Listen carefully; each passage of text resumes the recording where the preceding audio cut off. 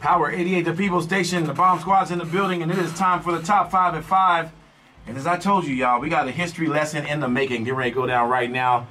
We have the one and only Dr. Turk Logan, and we are going to have the Dr. Turk Logan Top 5 at 5, man. And if you don't know who Turk Logan is, let me give you some history right now.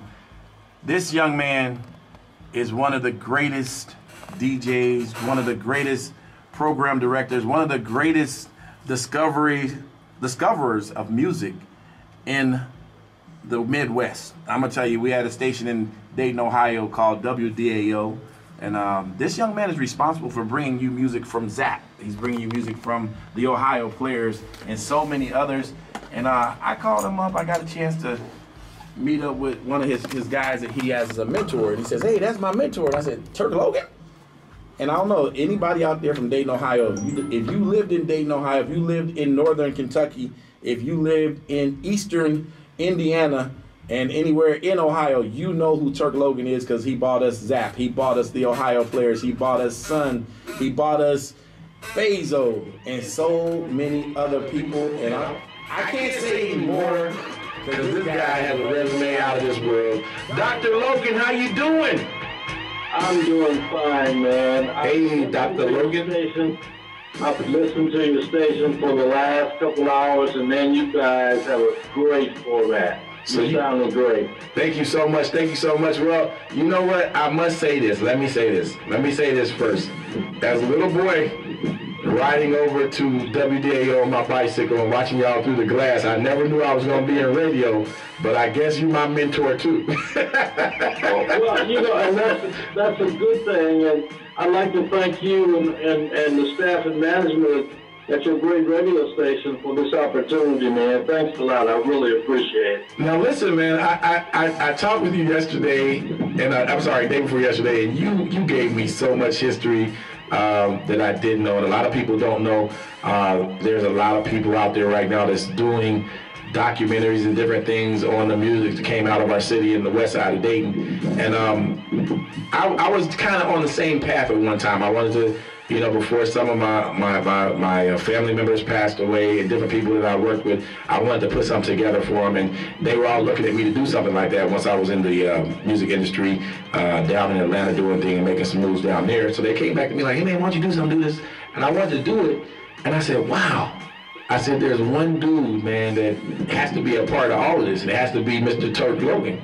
And people agreed. Everyone's like, well, he broke every record. I mean, I remember my uncle, man, just saying, "Hey, take this down to Turk, give it to him, and let it spin." I was just a kid. I didn't know what was going on, but then as I got older, you know, I started to see who the man really was. And you was breaking. I remember just being in my car, riding in the backseat with my parents, and they were driving down the street, man, and you say, "Brand new from Dayton's own," you know, and boom, there it was.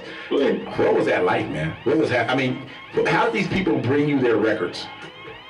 Well, first of all, when you're making history, you don't know you're making history. Right. And in our business, we were just having fun because all of it was good, clean music that was airable.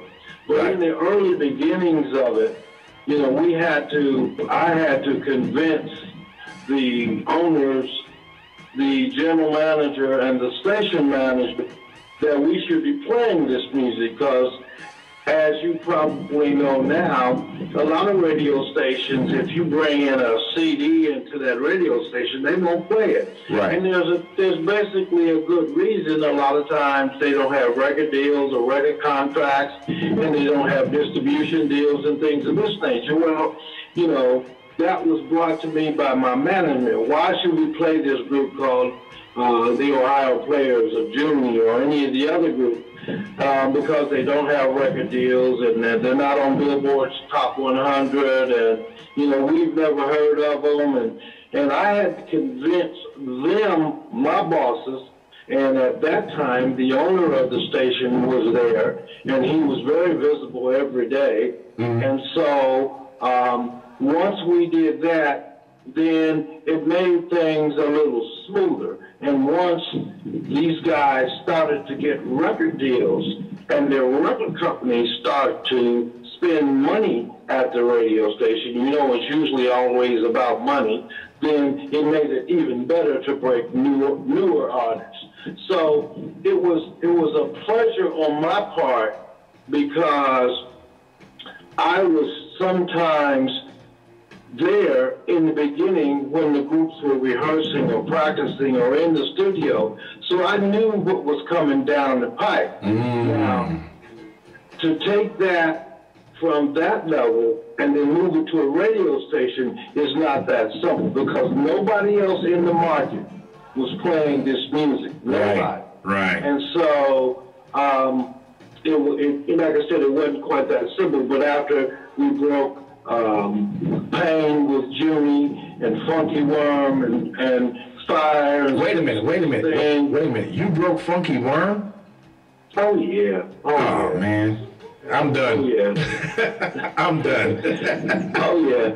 Wow. Go ahead. I'm sorry. it became easier for me. Now, you know this as well, if not better. In our business, sometimes when you come up with a creative idea, you discuss it, and sometimes, most of the times you should, because we all have, bosses, but sometimes you don't. And so I remember a guy that charged $10,000 of hamburgers to another radio station from a restaurant in New York. I remember a guy to lock himself in the studio in Dayton, Ohio, and play the same record for 24 hours. So it's that kind of business. Now, I was a risk taker, but I wanted to stay in the business. So right. I took little risks, small baby steps, And so for me, it started in the all-night show with from 1 a.m. to 5 a.m. And, in the all-night show, there weren't that many commercials. So you could play by the time I get to Phoenix, which was 10, 12 minutes long. You could play Zanzibar by Earth, Wind & Fire, which was like 13, 14 minutes long. But as you moved into the middays and then the afternoon drive, there were more commercials, so you had to shorten the music that we played. And plus, when we used the word funk back 40 years ago or more, it sounded very close to the other word. And so, quite naturally, the owner of the station, who was up in age and going deaf, though he thought we were deaf because we played our music so loud, when I left WDL, I left with 161 gold platinum records to my credit. How many? So, 161. Wow. Let me do this. Let me do this because a lot of people still don't understand what's happening right here. Give the Las Vegas listening audience a list of the groups that you broke. There was the Ohio Players, there was Junie, there was Sun, there was Dayton, a group that was named after the city of Dayton. There was a group called Platypus. There was a group called Slave. There was Roger with More Bounce to the Ounce. There was Heat Wave, and there was Phaso with Keith Harrison. And so, we kept busting these groups, and they were all coming in basically within the same year. So it was an amazing time, and we were having a great time. And all in all, it turned out to be about 15 major black from West Dayton recording groups that we broke on the air at WDAO. Wow, that's heavy. And like I said, riding down the street with my parents in the backseat of the car, man, your voice is iconic. Here's another one from Dayton's own. I be trying to emulate you sometimes, man. I don't know.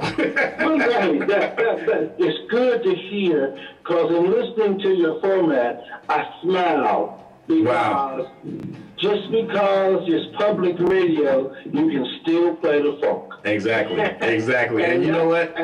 You just, I wanted to tell you something. You just mentioned Platypus. In this city of Las Vegas, Rock Jones is here. Don Taylor is here from Sun. We got quite a few Dayton funksters out here doing their thing. They laying low, man, but you know they listen in. So I'm gonna be surprised if I don't get a call from one of them in a few minutes. But you know, always, man. One of the members of Zap as well is right here, and we just. You know, it's family, man. So this is a great thing that you're doing. But what I want to do, I want to get into the top 5 at 5. And this is your top 5 at 5. I asked him this morning, you guys, what was his top 5 songs that he ever broke? And he gave me his list. And at number 5, we got Slave. It was Slide. Give me your relationship with Slave. How did that come about? How did you feel about the record when you first heard it? Or, you know, you said you was hanging out in the studios with people as they was doing this in the basements and the garages and everything else. I had somewhat established myself in the industry by the time Slave came around in 1977. And what that meant, I could pick up the phone and call Henry Allen or Dick Griffey or Motown or one of the people and talk to the presidents of the label and say, I'm going to send you a product from Dayton, and why don't you give a listen to it? That's all I asked them to do. Wow. And Steve Arrington brought me a cassette with Slide on it. And I listened to it, and I said, man, I mean, this is a slamming hit. So I called my friend Henry Allen. Now, if you know the background, Henry Allen used to be a janitor at Atlantic Record. But he turned into the company president of the label that Slave was on. And so I called him, I said, Henry, give a listen, and you can imagine how many cassettes, because CDs weren't out, or records were on a company president in the record business's desk.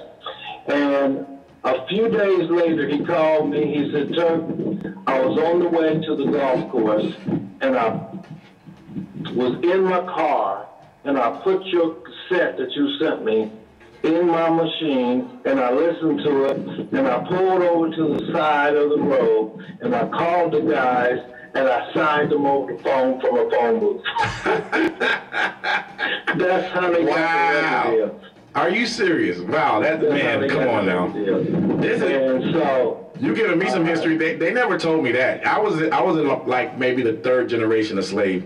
And, you know, I've heard all the stories, but I never heard that one. That's why I wanted to have you on, because I know you're going to tell some stories from another standpoint as in radio, you know what I mean, and how radio broke it. If it wasn't for radio, we probably wouldn't be having this conversation some 40 years later. Yeah, and exactly. So I've often said, and you guys are still carrying the torch, and that's a beautiful thing, because I've often said radio was the key. We had a big 50,000-watt FM station with a 3-state coverage, Ohio, Indiana, and Kentucky, and you mentioned it yourself. Yeah. And with over 1 million listeners. So we sold a lot of records. Yeah. Radio wasn't traditionally in the business, and it's not traditionally in the business to sell records. Right. You know, we're in the business to gain listeners and inform and play music. And so we had a big listening artist. You know, one of the things that we left with, and I have people stop me today, some 40 years later, on a daily basis. We had a bigger white listening audience than we had black. Wow. We had a 25.7 share of the market. That's the highest ratings in the history of radio. And it was just amazing. Of course, you know, it made the station a lot of money because, you know, it sold itself. And we were just basically having fun. But people stopped me on the street, basically white people, and they're surprised. They had this pleasant. And a woman just stopped me the other day and said, I listened to you when I was a little girl. And it's very pleasant. And so when I programmed WDAO, I programmed it as a black station with black music for black people, but it was programmed for everybody to listen to. And it proved itself. Well, all right, there it is, ladies and gentlemen, right there. Dr. Turk Logan from WDAO in Dayton, Ohio. And one of the songs he broke from Slave, their very first hit, and you heard how the record deal went down from a phone booth, man. You guys keep it like it's the number 5 song on the Dr. Turk Logan's Top 5 at 5 today. These are the songs he broke and brought to America, and let you hear it, man. We heard it first in Dayton, Ohio, by the way of WDAO through Turk Logan, and here's Slave with Slide in the number 5 song.